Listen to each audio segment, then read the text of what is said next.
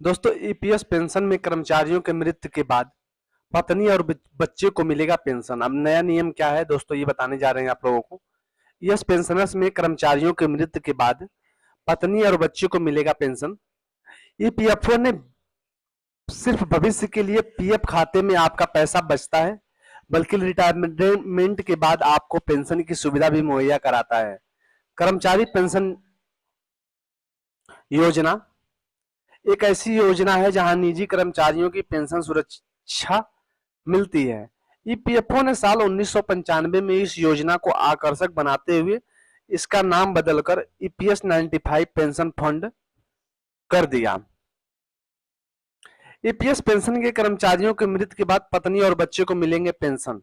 कर्मचारी पेंशन योजना एक ऐसी पेंशन योजना है जिसमें ईपीएफओ कर्मचारियों के साथ उनके पूरे परिवार को पेंशन की सुविधा मुहैया कराता है। इस योजना को चुनने वाले को कई अन्य सुविधाएं भी दी जाती हैं। करीब 75 लाख पेंशनर्स इस समय ईपीएस 95 योजना के लाभार्थी हैं। इसके अलावा ईपीएफओ से करीब 6 करोड़ सब्सक्राइबर भी जुड़ चुके हैं, जिन्हें हाल ही में ईपीएस 95 पेंशन फंड योजना चुनने का विकल्प दिया गया है। यह योजना रिटायरमेंट पर न्यूनतम और गारंटी पेंशन की सुरक्षा मुहैया कराती है। अब दोस्तों इस प्रकार से आप एम्प्लॉय पेंशन स्कीम का लाभ ले सकते हैं। इस कर्मचारी पेंशन योजना को चुनने वाले कर्मचारी अगर न्यूनतम 10 साल तक नौकरी करते हैं और 58 साल की उम्र में रिटायर होते हैं तो उन्हें गारंटीकृत पेंशन का लाभ मिलता है। यह ईपीएस पेंशन किसी भी परिस्थिति में 1000 रुपए प्रति माह से कम नहीं होगा। रिटायरमेंट के बाद कर्मचारी को आजीवन इस पेंशन का लाभ मिलता है। ईपीएस पेंशन कर्मचारी की मृत्यु के बाद पत्नी और बच्चे को भी पेंशन का लाभ मिलता है। ईपीएस पेंशन भोगी के साथ अगर कोई अनहोनी हो जाती है तो उसकी पत्नी को ईपीएस पेंशन का लाभ दिया जाता है। हालांकि पत्नी को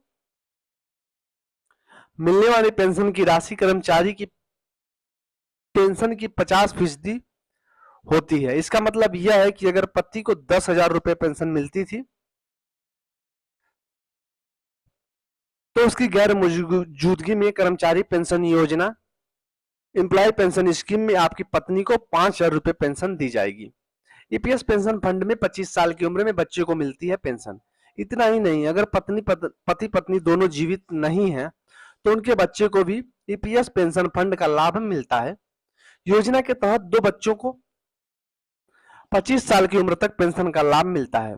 यह मूल पेंशन का 25% है, यानी अगर कर्मचारी पेंशन योजना के मूल पेंशन 10,000 रुपए थी तो बच्चों को 2,500 रुपए यानी 2.5 रुपए पेंशन जो है वो दी जाएगी। 1/3 दिया जाता है दोस्तों। एम्प्लॉय पेंशन स्कीम में अब कैसे जमा होता है फंड?